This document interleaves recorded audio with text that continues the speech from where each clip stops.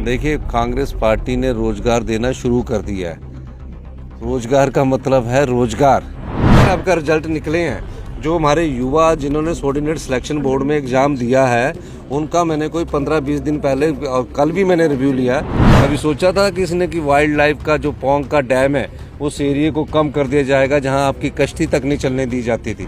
कि जो मलकियत ज़मीन है उसमें जो पेड़ लगते हैं उस पेड़ काटने का अधिकार हमारे जो निचले हिमाचल है इस क्षेत्र में कांगड़ा हमीरपुर में उनकी मलकियत पर उसका अपना पेड़ काटने का अधिकार नहीं है। मैंने उस बात को रखा और सुप्रीम कोर्ट में भी हम लड़ रहे हैं। तो आप देख रहे हैं कितने इफेक्टिवली हमारे डिसीजन हो रहे हैं। कोई राजनीतिक हस्तक्षेप नहीं, सभी राजनेता हमारे जो विधायक लोग हैं वो इस बात से चिंतित कि जो हमारी युवा पीढ़ी है वो जो नशे के दलदल में जिस प्रकार से उनको फंसाने की कोशिश की जा रही है उससे हमारी लड़ाई शुरू हुई है। भूषण ज्वेलर्स, अनमोल रिश्तों के लिए। हिमाचल कांग्रेस ने सत्ता में आने से पहले कैबिनेट की पहली बैठक में 1 लाख रोजगार देने का वादा किया था, लेकिन अब कांग्रेस सरकार इस गारंटी पर कोई बात नहीं कर रही है। हिमाचल प्रदेश विधानसभा चुनाव के दौरान गारंटी शब्द खूब जोर शोर से गूंजा। हिमाचल कांग्रेस की 10 गारंटियों ने सत्ता परिवर्तन में अहम भूमिका निभाई थी।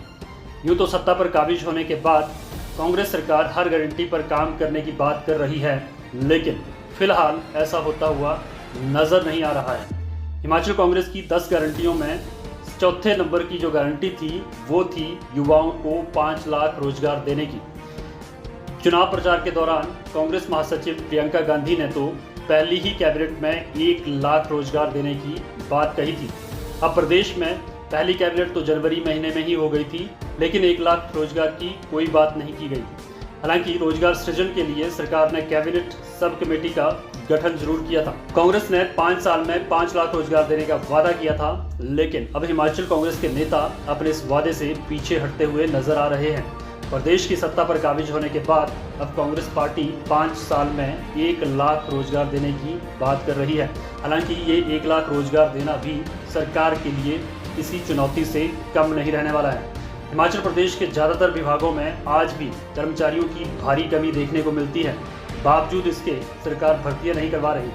जिन भर्तियों को पूर्व सरकार ने भी शुरू किया था, भर्तियां पूरी न होने के पीछे की वजह कई मामलों में कोर्ट का होना और कई मामलों में पेपर लीक है। पूर्व भाजपा सरकार के दौरान लगातार हुए पेपर लीक के चलते युवाओं में भाजपा के खिलाफ खासा रोष था। युवाओं ने हिमाचल प्रदेश के सत्ता परिवर्तन में महत्वपूर्ण भूमिका निभाई।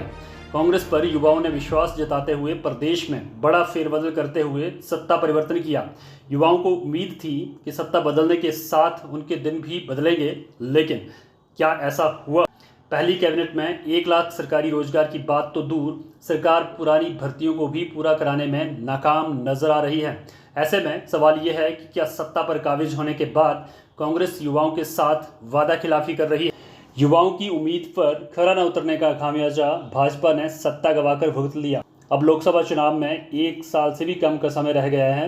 ऐसे में कांग्रेस को वादा खिलाफी लोकसभा चुनाव में भारी पड़ सकती है।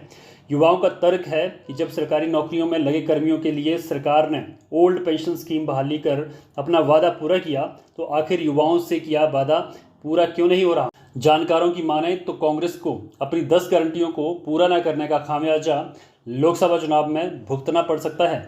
अब हिमाचल की आर्थिक खस्ता हालात में कैसे कांग्रेस अपनी 10 गारंटियों को पूरा कर पाती है, वो देखने वाली बात होगी।